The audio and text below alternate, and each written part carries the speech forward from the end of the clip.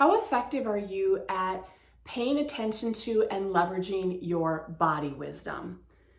You know, our bodies talk to us so often, yet so often we ignore it. That can be something as simple as having a gut feel about something, but then ignoring it.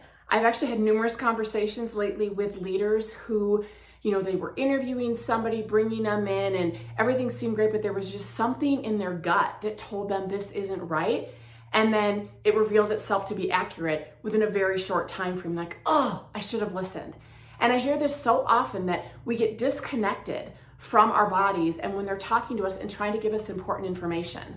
And our bodies can also be an important source of wisdom to say, gosh, I'm feeling really tense, I need to slow down. Or, you know what, maybe I need rest, I need to not be pushing through. So it can be that spidey sense or gut feel, but also can be our bodies telling us you need to rest, or you need to take some time, or you need to think about this. And I know I have been completely guilty of this, of pushing through and ignoring it, thinking, oh, I'll just get something done. And then I get sicker or I regret it. And this is something that I think more of us can be better at, is slowing down, pausing, and paying attention to what are our bodies trying to tell us about a situation, about what we need for self-care, and more.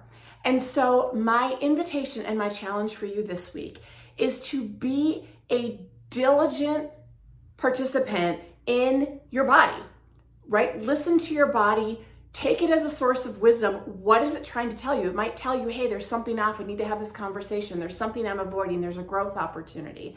And instead of shying away from it or pushing through or ignoring it, lean in with curiosity. See what your body is trying to tell you and use that as a guide to reflect, be more self-aware, and hopefully move forward with greater intention. I would love to hear what opens up for you as you put this one into practice. And remember, when we get better and more effective at leveraging our body wisdom, it's going to give us more opportunities to let our sparkle shine.